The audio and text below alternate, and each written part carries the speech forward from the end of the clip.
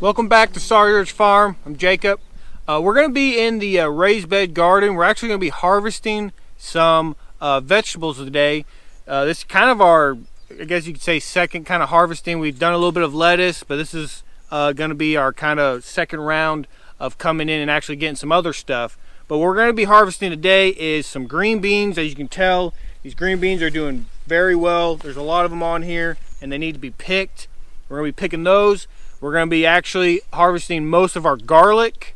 It looks like it needs to be harvested, and we're going to do a little update right now on, we did a video. This is the rabbit manure tomatoes, and this is cherry tomatoes, and we just want to give you a little bit of update real quick before we start into harvesting. But you can tell this thing is doing really well. I will be safe to say this is the tallest one, tallest tomato plant that we have. And you can see right here, I mean, there is tomatoes on here. This is a cherry tomato, so you can tell it is pretty full right now. I mean, they're still coming in. I'm gonna be real curious on how many we get, and we're gonna be comparing the ones that we have in our raised beds to this. We're gonna count every tomato that's on here, and we're gonna count the same on the other one and see the difference. Because the one thing that y'all were also saying that I was thinking, it'll probably shoot up real good, but is it gonna, are you gonna have a good harvest from them? You can clearly see we're getting tomatoes from it. So that, that right there tells you we are getting some. There's still some flowers on here, so there's more coming. But we'll see how many tomatoes we actually get, and we'll compare the two, and we'll do this kind of a final, just a solution of, did this really work, and is it worth it? But let's get in these green beans, and we'll do the garlic too.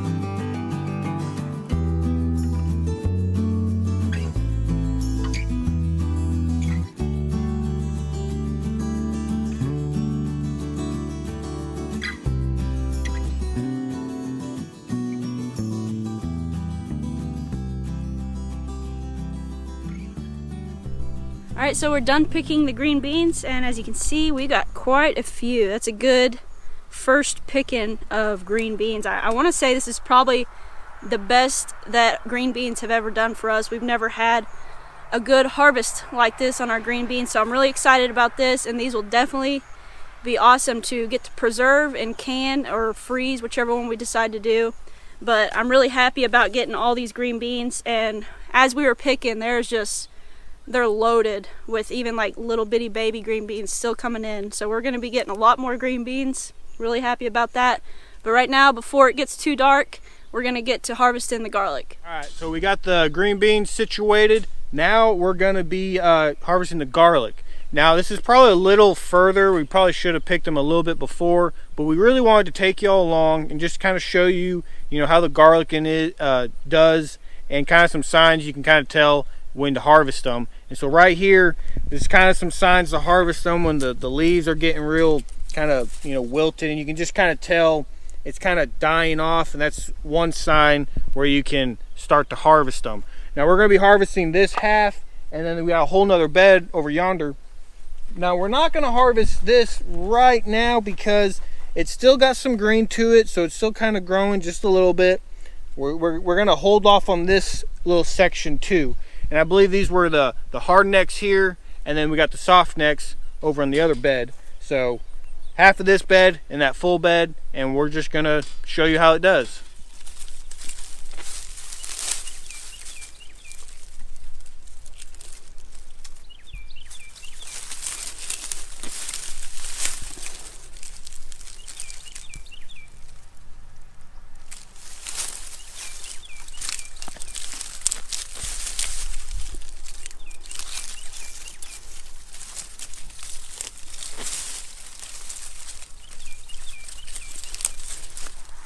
So one thing I want to mention about the garlic is when you're picking your garlic, and if there's not going to be rain in the forecast, you can pick it and just simply lay it on your raised bed or whatever to dry out in the sun. I would say leave it there for about a day if it's not going to rain. But if you do have rain in the forecast, or if you just don't want to lay them on the bed, like us, we have a drying rack that we have up on our porch that we'll be putting all of our garlic on to dry. You want to make sure that your garlic gets completely dried out, because it can cause the bulbs to rot if not. So you have a few different options. Either you can just pick them, let them set in the bed for about a day, in the sun. It'll really get them dried out if it's not going to rain. But if it is, you can put them on a drying rack underneath some shade or something and just let the airflow kind of dry them out. But you definitely want to dry out your garlic or hang it up. A lot of people will hang their garlic upside down to dry. That's a great option. A lot of this garlic we're going to be making into garlic braids. I don't know if you guys know what that is or have seen those. We're going to be making into garlic braids and possibly selling or giving away to family and friends. That's why we planted so much. But that's how you want to store and dry your garlic.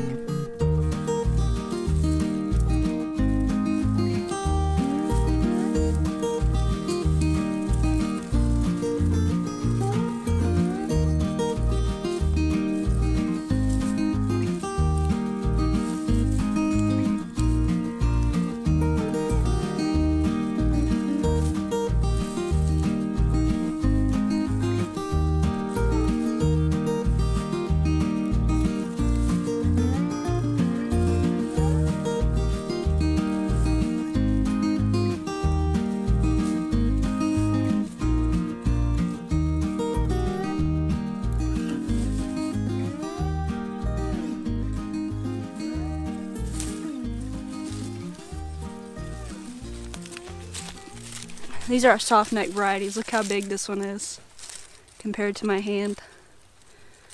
That's a pretty big clove of garlic there. This variety has done really well for us this year. Pretty nice.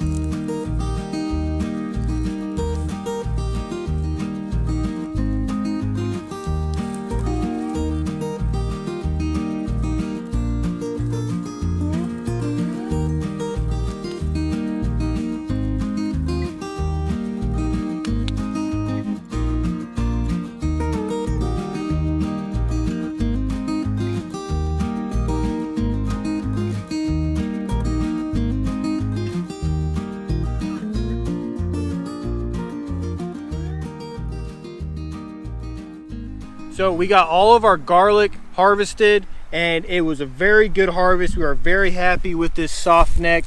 I mean, just look at this. I mean, it's just so much. And we did plant a lot, that's for sure, but I mean, these bulbs, we got some big soft neck bulbs, and so we're really happy with everything. And like Alex said before, we'll, you know, braid these up, and we'll be using them for our canning and just, you know, giving them to people. So they are going to go to good use. Another thing, just a little bit of a sneak peek over here, because we're going to be harvesting our onions soon, because look at these things. These are getting a big bulb on them. You got some big ones here. There's more big than there are small, that's for sure. So little sneak peek on a future video coming up. We're going to be harvesting our onions. All right, we want to just give you a little bit of an update on our green stock. A lot of y'all have been asking about it, and here it pretty much is. We're really liking it. Pretty much almost everything we planted is coming up, as you can tell here. One thing we have been doing is just kind of rotating the green stock, because it's under our porch. Our porch does get sunlight. Now, it's not going to get 100% full sunlight, but we really want to try to keep it on the porch, and we want to test it to see how it works. And so we just kind of rotate it, you know, every day just a little bit, so the whole entire round can get some sunlight. Now, if we realize later, you know, it's not really working, then, you know, next year we'll figure something out. We just really want to test it out on our porch, because that's kind of like the main thing is using it on here and being able to come and just pick stuff off right off the front porch. So that's kind of what we're doing. But as of right now, things are coming up. It's looking good. It's very easy to water. If you haven't seen this, if this is one of your first videos of us and you like this, go check it out. If y'all are interested in one of these green stalks, like I said, we did a video, and we actually have a coupon code that we'll have down in the link below. If you click on that, you can actually get $10 off of your purchase of one of these, and we really have been liking the green stock. So if it's something you're interested in and you want to go get one, use our link below and you can actually get $10 off. So that everyone likes to get some, you know, money off of something that they're already wanting to get. So go check it out.